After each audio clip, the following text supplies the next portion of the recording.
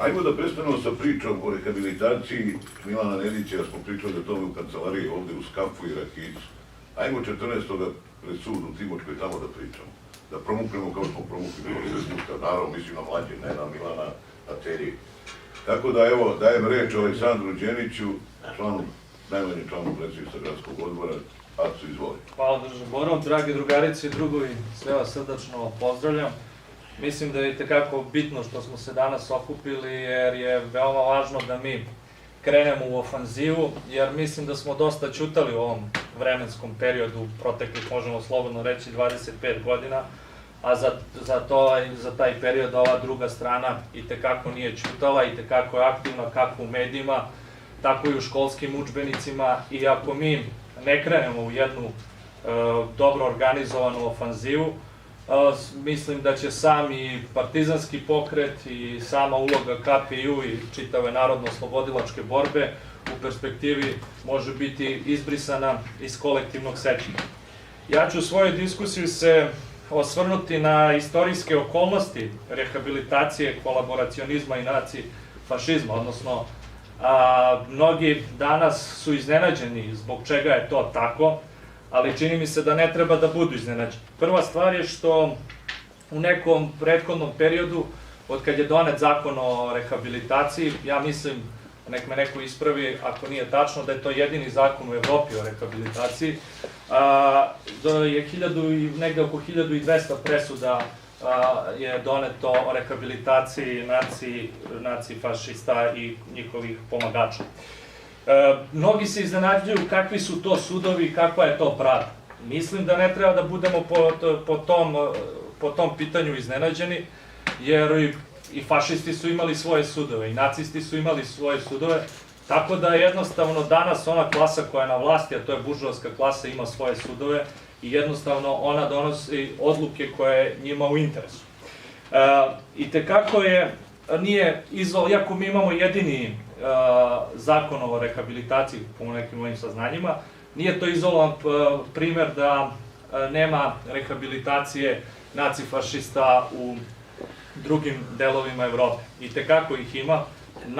Sigurno najznačajniji primer je Ukrajine, gde su otvoreno nacifašisti na vlasti. Imamo primer danas Slovačke gde je ušla u parlament jedna fašistička partija, imamo primer Grčke, imamo primer Mađarske koja je treća po snazi fašistička partija Jobbik, koja direktno na neki način ugrožava i našu zemlju jer jednostavno su otvorili kancelarije u Subotici i drugim nekim mestima koje su naseljeni sa pretežno mađarskim življem, tako da iako je pobeđeno najveće zlo u istoriji koje se pojavilo, ono itekako se danas budi. Ali evo ja ću pročitati neke dokumente i deklaracije koje su donete i koje su itekako doprinele ovome današnjem ponovom povampirenju samoga nacifašizma. Prva stvar je Praška deklaracija o zločinima komunizma koja je doneta 3. juna 2008. godine, a nju je predložio Václav Havel. Svema je jako dobro poznato ko je on i šta je on. I drugi brojni članovi Evropskog parlamenta su to podržali. U tom duhu, godinu dana kasnije, doneta je deklaracija 2009. o takozvanim zločinima nacizma i staljinizma, a koja je i na osnovu te deklaracije od 2008. godine, odnosno rezolucija, OEBS-a je doneta. Protiv te rezolucije su samo glasali 533 glasova je bilo za, 44 protiv, to su bili iz Rusije, i 33 su bili uzdržani.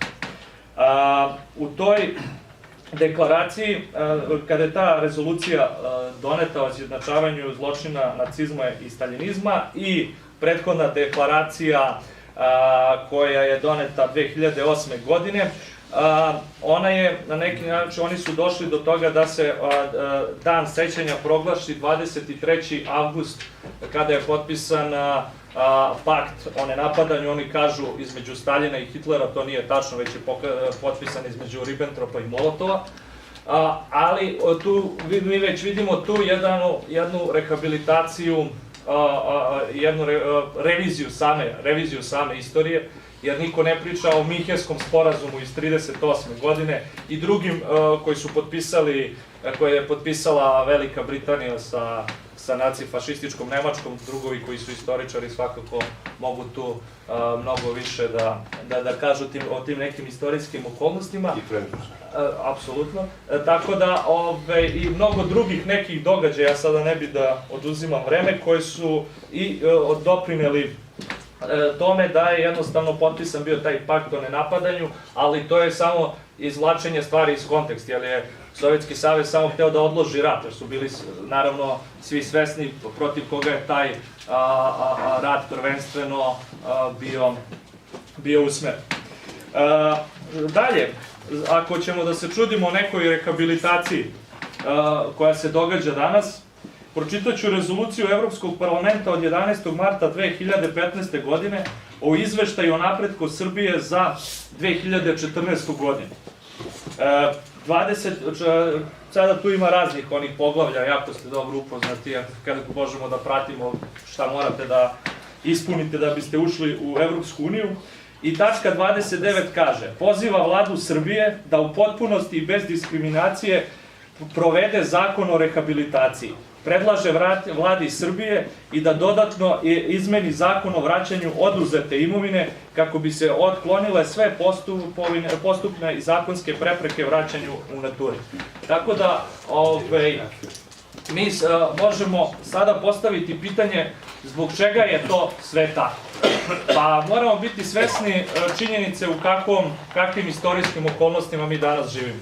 Mi danas živimo u jednostavno poslednjoj onoj fazi kapitalizma, odnosno imperializmu, njegovom najvišem stadijumu, u kome monopoli vladaju svetom, u kome banke, imamo monopole u bankarskom sistemu kao što su Svetska banka, MMF, Međunarodni monetarni fond, imamo imperialističke saveze kao što su Evropska unija, NATO pakt i tako dalje, i njihov je upravo cilj da sve progresivne i sve one narode koji se bune protiv, i sve vlade na ovome zemaljskoj kugli koje se bune protiv takvih nameta, jednostavno da unište. U tom duhu mi moramo biti svesni da mi pored antifašističke borbe smo imali ujedno i revoluciju koja je donela jedan novi sistem, jedan novi pogled na svet, koja je jednostavno iskorenila, možemo slobodno reći, iskorenila nepismenost, iskorenila nezaposlenost, obezbedila je ljudima krov nad glavom, stvorila jednu višenacionalnu zajednicu u kojoj je, bez obzira na sve njene, sad možemo ulaziti u razne neke druge probleme koje je jednostavno to društvo imalo, ali jednostavno to društvo je bilo daleko progresivnije i ta država je bila nezavisna. I jednostavno otpor okupatoru i bilo kakav drugi otpor danas mora da se izbriše iz kulture sećanja. Pa nije čudo što danas isto možemo u tom duhu reći da hoće da izmeste spomenik Dimitriju Tucoviću, na primjer. I tako dalje. To je jednostavno je cilj da se iz čitavog kolektivnog sećanja borba za socijalnu pravdu, borba protiv okupatora izbriše. I uporedo sa tim, sve one politike koje su vođene, pogotovo 2000. godine, pa na ovamo, upravo za cilj imaju da bilo kakvo nasleđe socijalizma otklone iz našeg društva. Mi ne možemo ovu rehabilitaciju istrgnuti iz konteksta privatizacije, iz konteksta svih ovih sporazuma koji su potpisani sa NATO paktom i Evropskom unijom, jer jednostavno cilj današnje klike i današnje vlasti je da uđe u tu tamnicu naroda i upravo oni ove zakone o rehabilitaciji moraju da ispune kako bi ušli, jer oni to traže. To su isto tačke kao svi oni ostali sporazumi, tako da je to jedna stvar koja nas ne treba da čudi zbog čega je to tako. Znamo dobro kada se pojavio fašizam. Fašizam se upravo pojavio u onom trenutku kada se kapitalizam našao u samoj sistemskoj krizi.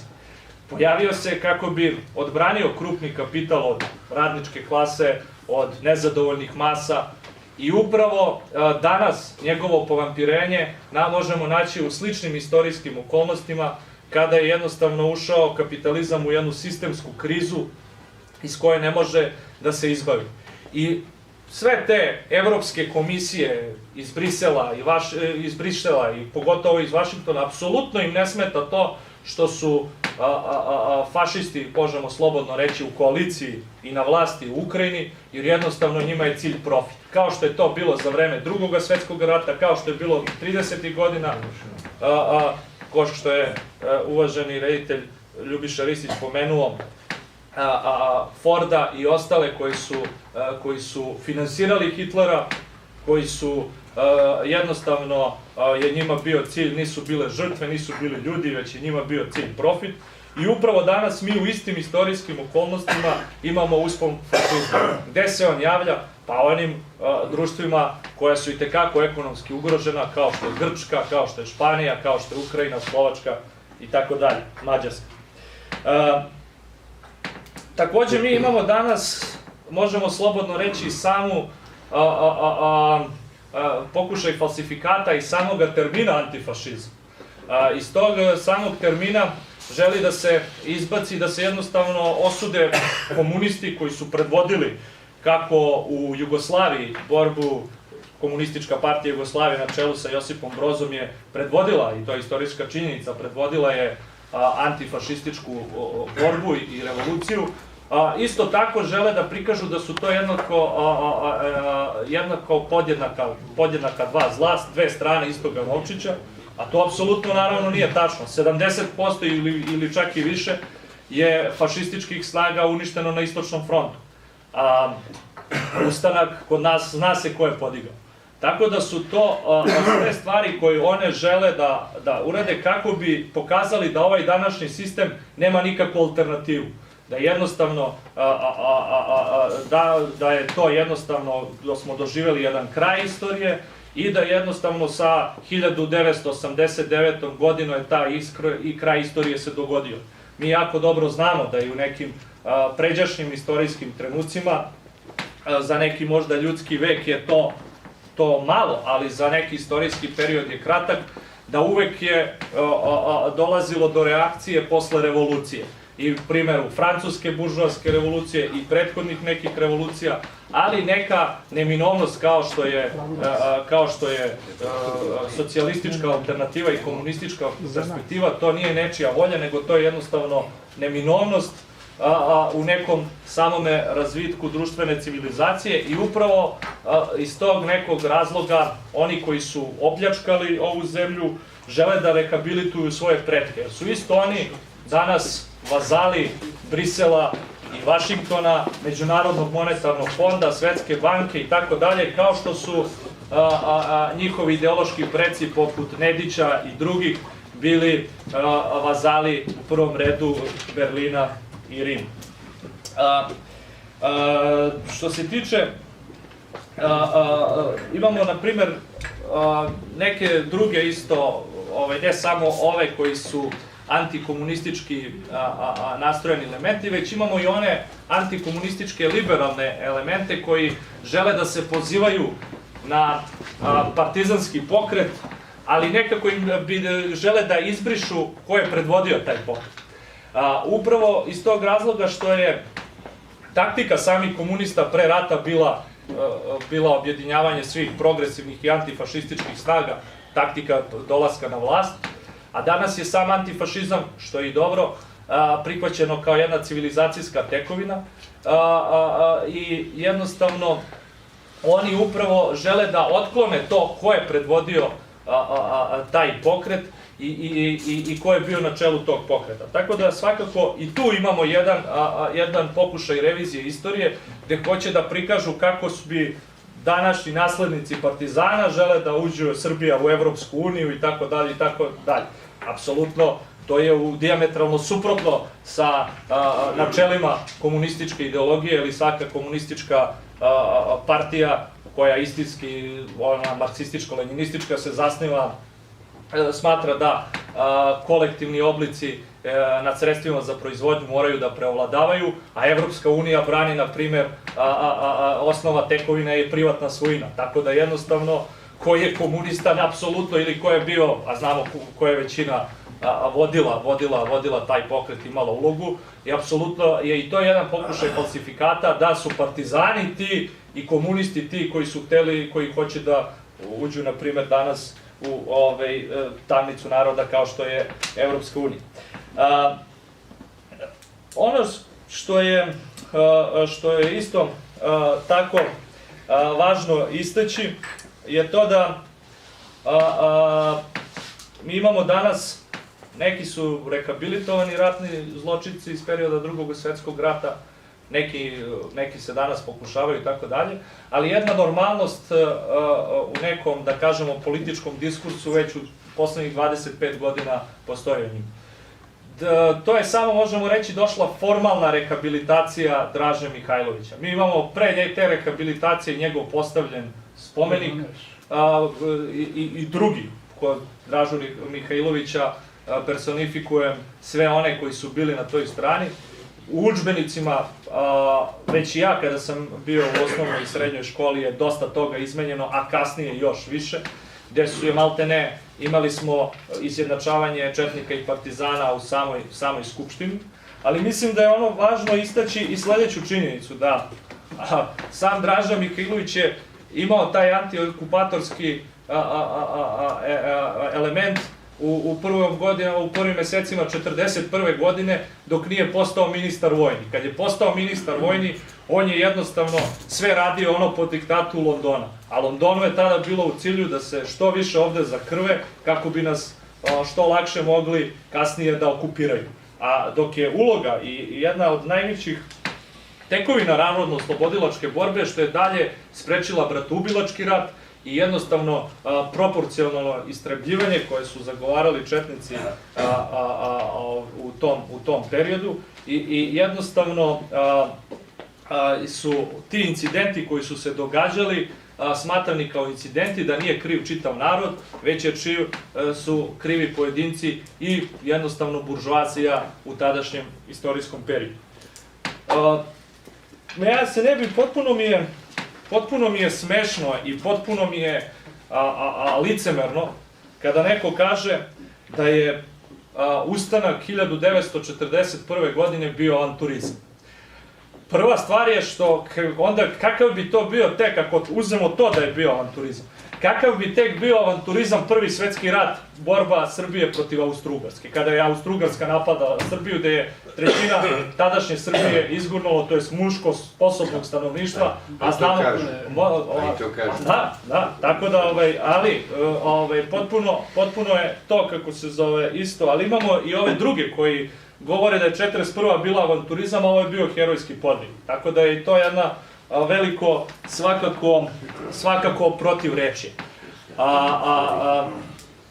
Moramo biti svesni da je, zašto su tadašnje snage kolaboracije pristale na okupaciju i pristale na saradnju. Moramo biti svesni istorijskih okolnosti, kakva je tadašnja Srbija i kakva je tadašnja Jugoslavija, kraljevina bila. Prosečni stanovnik tadašnje Kraljevine Jugoslavije je za svoga života prelazio 30 km kvadratnih. Nepismenost u nekim krajevima je bila i do 80%. Da ne pričamo o nezaposlenosti, uslovima života i tako dalje i tako bliže. Jednostavno, tadašnji sistem, možemo slobodno reći, ljudi jednostavno su mrzeli. Mrzeli su iz prostoga razloga što svako, i nije čudo što su najveći umni ljudi toga doba upravo i prišli partizanskom pokretu, jer su u tom nekom opštem rasulu koje se dogodilo nakon kapitulacije Jugoslavije u tome videli svetlo koje može da izvede čitav narod iz te iz te bede. I potpuno je, po mojim saznanjima, nepoznat taj fenomen da vojska koja je kapitulirala 1941. godine, nakon 2 godine je stvorena vojska iz naroda, bukvalno iz naroda i koja je uspela da doprinese slamanju samoga nacifašizma. Isto oni danas koji hoće da rehabilituju njihove ideološke pretke, upravo brane svoje pozicije svoje klase, buržoaske klase. Jednostavno, to je jasno kao 1 i 1, 2. Svi oni, kada se pričaju o nekoj imovini stečenoj na pošten način, 99% tih predratnih trgovaca, koji je u velikom, bilo i oni koji su i prišli partizanskog pokreta, ali u velikom, koji su bili u kolaboraciji ili su bili pomirljivi i čekali svoje vreme, su stekli svoju prvobitnu akumulaciju kapitala na isti onaj način koje su svi ovi sada biznismeni stekli akumulaciju od 90. godina na ovamo, a to je pljačka. I jednostavno, oni su branili svoje interese. I tu nema nikakve neke mitologizacije, niti bilo čega, nego je svako tu branio svoje interese. Ljudi koji su se bunili protiv takvog sistema, koji su videli svetlo u komunističkoj partiji Jugoslavije, su pošli za tom da bi, pored borbe protiv okupacije, jednostavno se izborili nakon toga i za jednu nezavisnu zemlju, za zemlju u kojoj će svaki pojedinac pravedniju, u kome će svaki pojedinac imati život dostojan čoveka. Naravno, mi možemo sada poteći neke druge diskusije o svim tim greškama koji su bili u tom sistemu koji su postojale, ali nije sada tema ove diskusije. Takođe, apsolutno mi je neverovatno kada neko govori o takozvanom spasenju nacije, zbog koje je morao sam Milan Nedić da se primi tog vrućeg krompira koji niko nije mogao da se primi. Kakvog spasenja nacije? Kako mi možemo o spasenju nacije da pričamo? Pa ako uzmemo i tu činjenicu idiotsku po meni, spasenja samo Srba, mi moramo biti pragmatični u velikim istorijskim trenucima i tako dalje. To ko neko kaže, taj ne poznaje neke osnove političke ideologije i tako dalje i tako bliže, jer prva stvar, ako god zna o nekim rasističkim stepenicama koje su i propisane u samom Mein Kampfu, zna i koja je uloga Slovena tu. Znači, Sloveni su niža rasa. I to je jednostavno priča o tome da je neko hteo tu da spase, bi možda bilo u trenutnom možda manje žrtve, ali kasnije posledice bi bile nezamislive i većina srpskog stanovništva i drugog slovenskog stanovništva u nekom najboljem redu bi radila u rudnicima na Uralu i tako dalje i tako bliže, za veliku nemačku arijevsku rasu. Drugo pitanje se postavlja, a šta ćemo sa komunistima koji su bili Srbi, jer to nisu bili Srbi, tako da, naravno, svako ubistvo bilo kog građanina nedužnog je zločin, sam po sebi, bilo koje nacionalnosti, da je bilo koji građanin koji živi u ovoj zemlji, jednostavno je građanin ove zemlje, nego sam jednostavno hteo da uhvatim paralelu oni koji žele da opravdaju istorijsku ulogu samoga Milana Nedića. Takođe je malo smešno da danas govorimo o nekakvom projektu mira u Evropi koji se dogodio nakon 1945. godine. Pa taj mir u Evropi značio krvavi bratoubilački rat koji je izazvan od zapadnog imperializma 1990. godina, bombardovanje Savezne Republike 1999. godine, današnji rat u Ukrajini, žarište u Makedoniji i druga žarišta koja postoje u Evropi, koja čekaju spremna na onaj trenutak kada jednostavno bude odgovaralo to prvenstveno zapadnom imperializmu. Tako da, evo sad ću da završim. Sublimiramo to, apsolutno. a i mi pušači poludeći. Apsolutno. Evo, završavam sa činjenicom da jednostavno,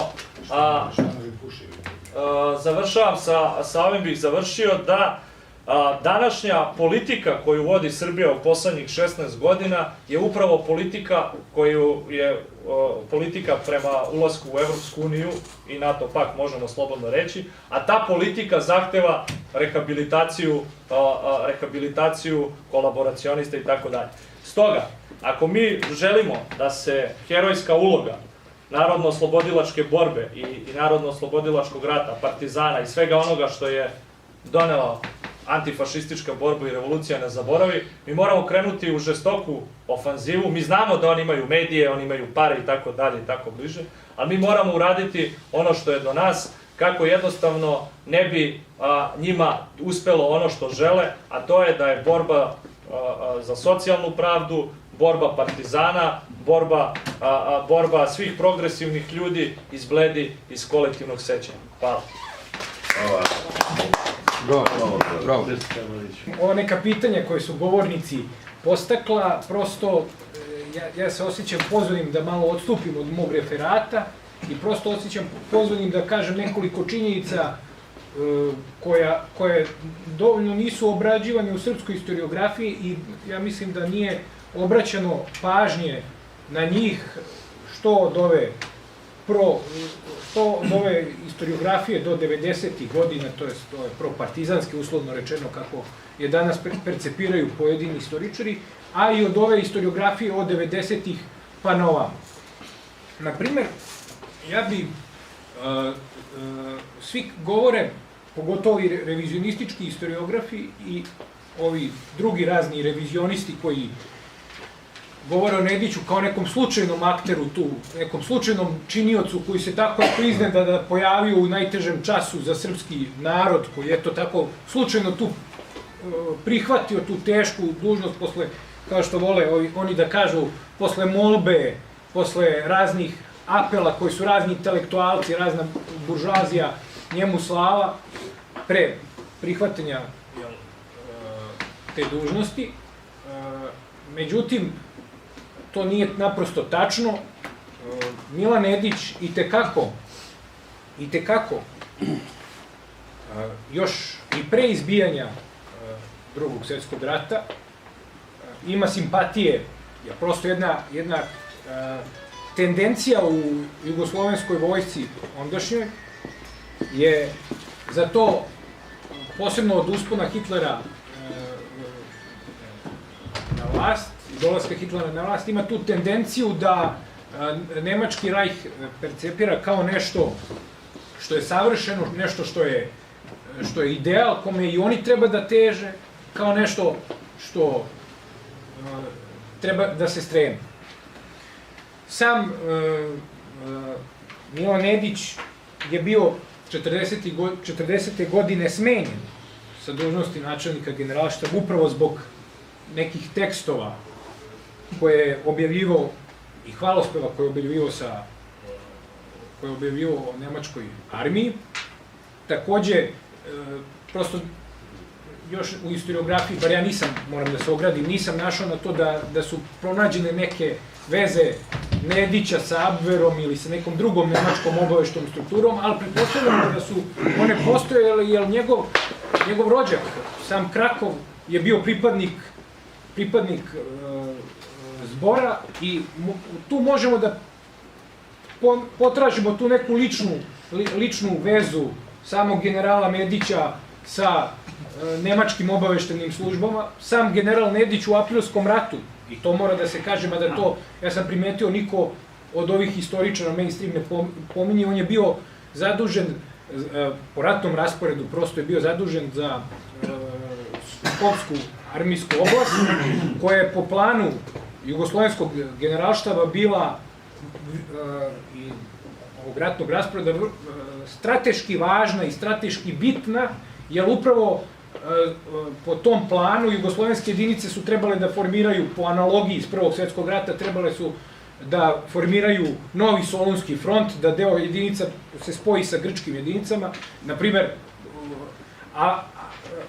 po tom ratnom rasporedu Nedić je potpuno zakazao, jer Skoplje je palo pre Beograda i prosto bukvalno za 2 dana, velika većina vojnika i ceo taj korpus tih jedinica koje su se tamo nalazili, prosto bila je predata Nemcima bukvalno bez ikakve borbe.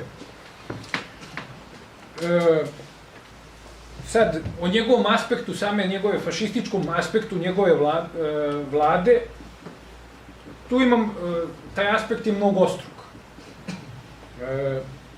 Prvo, zašto se nemački okupator, sam Dankelman, opredelio baš za Nedića, jer sam Ljotić, koji je i dalje bio u zemlji, nije prosto mogao da odigra tu ulogu, jer sam njegov pokret je bio kompromitovan još pre Drugog svjetskog rata sa radnjom sa Nemcima, to je nacionalsocijalističkom partijom, to je preko njihovih trgovačkih predstavništa za sad nedavni skup, pa oni su po nekoj analogiji koju su primenili u Francuskoj pronašli tu ličnost i figuru heroja, uslovno rečeno heroja iz Prvog svjetskog rata, generala Milana Nedića. Međutim, od samog svog postojanja, to je od same svoje formiranja, Nedićeva vlada ima i tekako taj profašistički, neću kažem fašistički karakter. Jedna od prvih uredbi te vlade je bila uredba o prekim sudovima. To je bila direktno uredba protiv partizana i komunista. Takođe, ona se ticala smrtne kazne za sve one koji vrše sabotaže, da ne govorimo o raznim drugim kaznama za one koji podržavaju partizane, promovišu levičarske ideologije i tako dalje.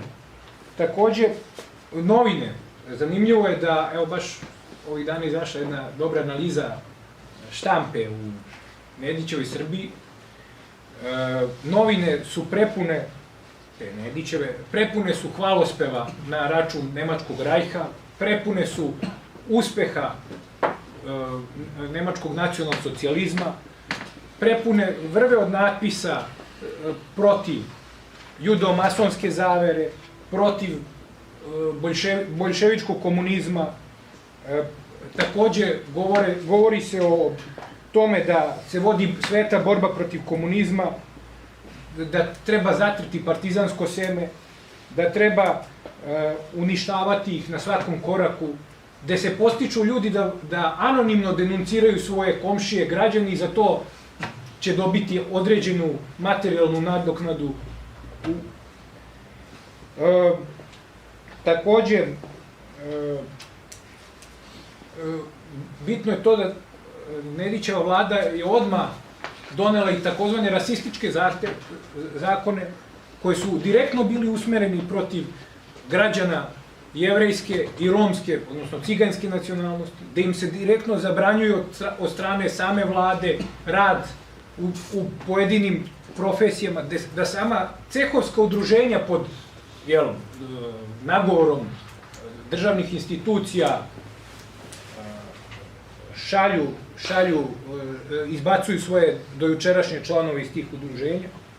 Takođe, ne treba trošiti reči o tome da Nedićeva policija vrlo revnosno i vrlo aktivno učestvuje.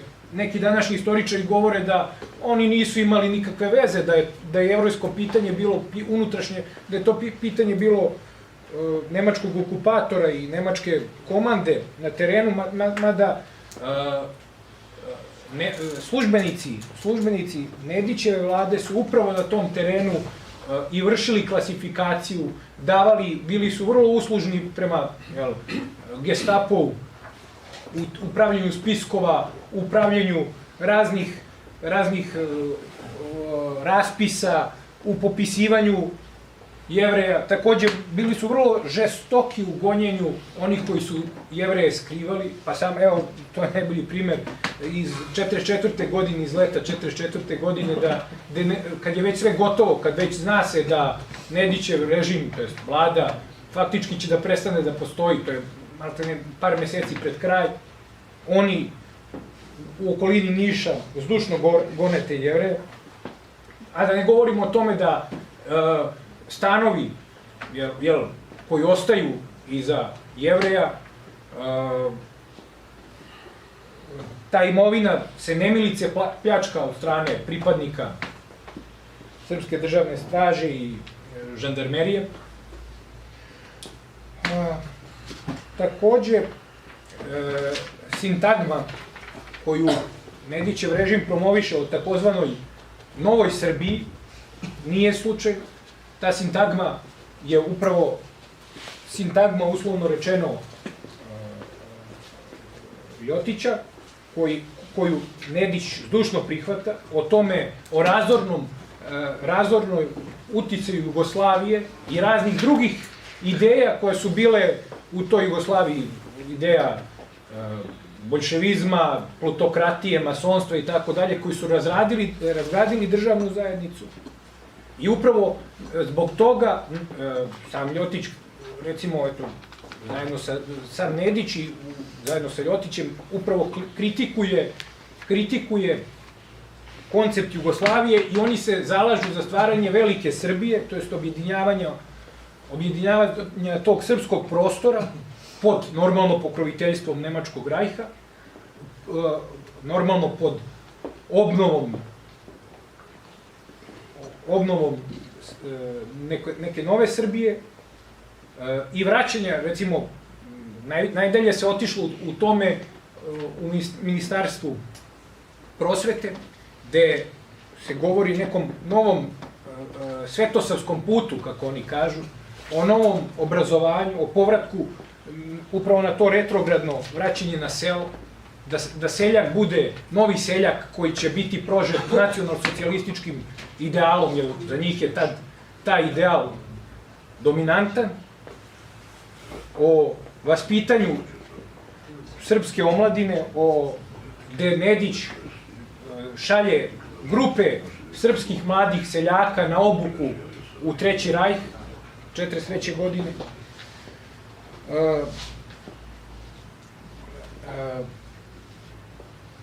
Takođe, oni pišu i govore o novoj blistavoj budućnosti Srbije u poretku koje obezbeđuje Treći rajh. I upravo oni, kad govore o tom poretku, oni aboliraju njega za sve zločine koji taj poredak počinio, aboliraju ih smatraju da je to srpska zabluda, srpska greška za 27. mart. Oni žele da naprave novo ustrojstvo, a sve, kako se zove, zarad interesa okupatora, zarad interesa Nemaca. I iz svega ovog rečenog mi moramo da konstatujemo i da kažemo da Milan Nedić nije bio slučajan učesnik, da Milan Nedić nije bio neki pojedinac koji u teškom, takođe, to sam ispustio iz vida da je Nedić vrlo sujetat po pitanju činova i po pitanju vlasti. Evo, na primjer, prost primjer, kad Dragoljubu Mihajloviću, on šalje jedno pismo, jedan predlog, gde on kaže da će on da spasava ono što može da spasi u Srbiji, da će on, to je de facto, da on postane taj koji će da bude glavni u Srbiji, a Draži predlaže da pređe u Bosnu, da on tamo brani srpsku najjaču, ili kako već piše u tom pismu. U svakom slučaju, znači, treba zaključiti da Nedić nije nevoljni kolaborant, da Nedić nije neko ko je sticajem loših istorijskih okolnosti, eto, našao se, ili teških istorijskih okolnosti za srpski narod, da kao čuva jezgro, kako oni vole da kažu, instituciju srpskog naroda, da je Milan Nedić i tekako znao šta se radi i u Jajincima, i u raznim drugim logorima, stratištima. Inače, Beograd je poznat po tome, a kad se kaže to, neko to može da zloupotrebi, da je grad sa najvećim brojem logora i zatvora u okupiranoj Evropi, gde na teritoriji Beograda postoji 2 ili 3 koncentraciona logora. Mislim, kad to kažem, ne govorimo o tome da smo mi sad kao genocidni ili tako nešto, nego upravo govorim o brutalnosti i represalijama koje Nedićev režim imao prema svom sopstvenom narodu. O raznim drugim manjim ili većim zatvorima ne treba trošiti. U svakom slučaju, ja lično smatram da ova rehabilitacija neće proći i da prosto nema ni istorijske, ni bilo koje druge moralne opravdanja za takvu jednu rehabilitaciju, ali mi treba ovde okupljeni da damo svoj doprinos na svim mogućim poljima i da pokušamo da uopšte to više se ne stavlja na dnevni red u dnevno-političke svrhe. Hvala. Hvala Vladi. Evo da mogu da reći.